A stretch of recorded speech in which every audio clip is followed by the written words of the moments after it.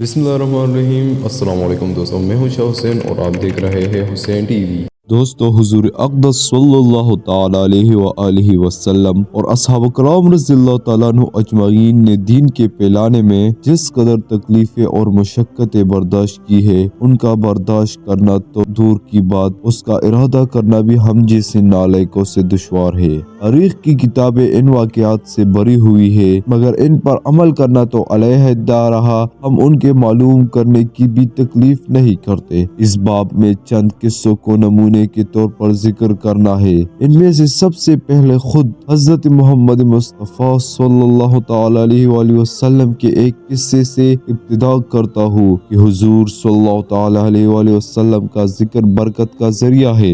दोस्तों, हुजूर अकरम सल्लल्लाहु ताला अलैहि वसल्लम के ताइफ का सफर का किस्सा। नबूवत मिल जाने के बाद 9 बरस तक नबी अकरम सल्लल्लाहु ताला अलैहि वसल्लम मक्का मुकर्रमा में तबलीग फरमाते रहे और कौम की हिदायत और इस्लाह की कोशिश फरमाते रहे। लेकिन थोड़ी सी जुमात के सिवा जो मुसलमान हो गए थे और थोड़े से ऐसे लोगों के अलावा जो बावजूद मुसलमान ना होने के आपकी मदद करते थे। अक्सर कुफ्फार मक्का आपको और आपके सहाबा रज़ियल्लाहु ताला अन्हु को हर तरह की तकलीफें पहुंचाते थे, मजाक उड़ाते थे और जो हो सकता था उससे दरगुजर ना करते थे। हुजूर सल्लल्लाहु अलैहि वसल्लम के चचा अबू तालिब भी इन्हीं नेक दिल लोगों में थे जो बावजूद मुसलमान ना होने के हुजूर सल्लल्लाहु अलैहि वसल्लम की हर किस्म की मदद फरमाते थे। 10वें साल में जब अबू तालिब का भी इंतकाल हो गया तो काफिरों को और भी हर तरह के खुले भार इस्लाम से रोकने की और मुसलमानों की तकलीफ पहुंचाने का मौका मिला। हुजूर सल्लल्लाहु ताला अलैहि वसल्लम इस ख्याल से ताइफ तशरीफ ले गए कि वहाँ कबीले सकीफ की बड़ी जुमात है। अगर वो कबीला मुसलमान हो जाए तो मुसलमानों को इन तकलीफों से निजात मिले और दीन के फैलने की बुनियाद पड़ जाए। वहाँ पहुंचकर कबीला के 3 सरदारों से जो बड़े दर्जे के समझे जाते थे गुफ्तगू फरमाई और अल्लाह ताला के दीन की तरफ बुलाया और अल्लाह ताला के रसूल की यानी अपनी मदद की तरफ मुतवज्जह किया।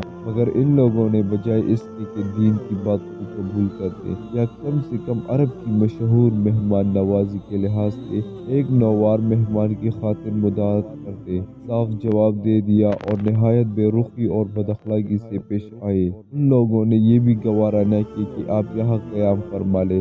जिन लोगों को सरदार समझकर बात की थी कि वो शरीफ होंगे और महजब गुफ्तगू करेंगे, उनमें से एक शख्स बोला कि ओहो, आप ही को अल्लाह ताला ने नबी बनाकर भेजा।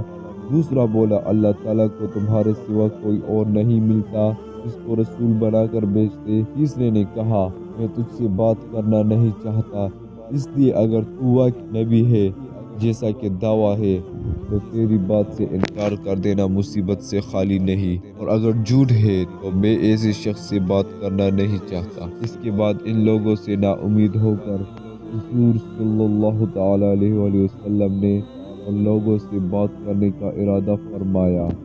आप तो हिम्मत और इस्तिक़लाल के पहाड़ थे, मगर किसी ने भी कबूल ना किया, बल्कि बजाय कबूल करने के हुजूर सल्लल्लाहु ताला अलैहि वसल्लम से कहा कि हमारे शहर से फौरन निकल जाओ और जहाँ तुम्हारी चाहत की जगह हो वहाँ चले जाओ। हुजूर अकरम सल्लल्लाहु ताला अलैहि वसल्लम जब उनसे बिल्कुल मायूस होकर वापस होने लगे तो उन लोगों ने शहर के लड़कों को पीछे लगा दिया कि आपका मजाक उड़ाए, तालियां पटे, पत्थर मारे, हत्ता कि आप सल्लल्लाहु अलैहि वसल्लम दोनों जूते खून की जारी होने से रंगीन हो गए। हुजूर अक़दस सल्लल्लाहु अलैहि वसल्लम इसी हालत में वापस हुए। जब रास्ता में एक जगह इन शरीरों से इत्मीनान हुआ तो हुजूर सल्लल्लाहु अलैहि वसल्लम ने ये दुआ मांगी, ए अल्लाह, तुझी से शिकायत करता हूँ मैं अपनी कमजोरी और बेबसी की और लोगों में जिल्लत और रसवाई की। ए अरहमुर राहिमीन, तू ही ज़ाफ़ का रब है और तू ही मेरा परवरदिगार है, तो मुझे किसके हवाले करता है? किसी अजनबी बेगाना के जो मुझे देख कर तरस होता है और मुंह चढ़ाता है, या कि किसी दुश्मन के जिस पर तूने मुझ पर काबू दे दिया। ए अल्लाह, अगर तू मुझसे नाराज नहीं है तो मुझे किसी की भी परवाह नहीं है। तेरे चेहरे के इस नूर की तकलीफ جس سے تمام اندھیرے روشن ہو گئی ہے اور جس سے دنیا و آخرت کے سارے کام درست ہو جاتے ہیں۔ اس بات سے پناہ مانگتا ہوں کہ مجھ پر تیرا غصہ ہو یا تو مجھ سے ناراض ہو۔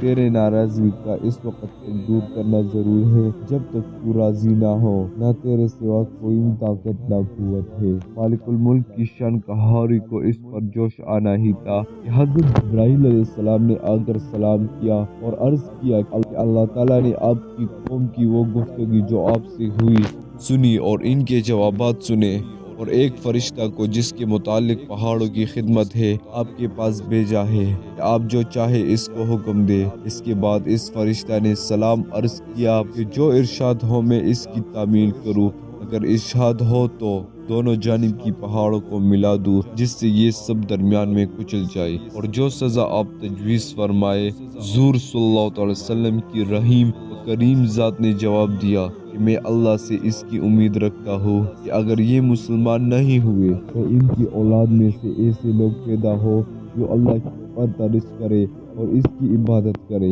تو دوستو، یہ ہے اخلاق اس کریم ذات کے جس کے ہم لوگ نام لیوا ہے کہ ہم ذرا سی تکلیف سے کسی معمولی سی گالی دے دینے سے ایسے بڑک جاتے ہیں کہ پھر عمر بر عمر اس کا بدلہ نہیں اترتا، ظلم پر ظلم اس پر کرتے رہے اور دعویٰ کرتے ہیں اپنے محمد مصطفیٰ صلی اللہ علیہ وسلم کے امتی ہونے کا، نبی کے پیرو بننے کا۔ نبی کریم صلی اللہ علیہ وسلم اتنی سخت تکلیف اور مشقت اٹھانے کے باوجود نہ بددعا فرماتے ہیں اور نہ کوئی بدلہ لیتے ہیں۔ Thanks for watching this video. Allah Hafiz.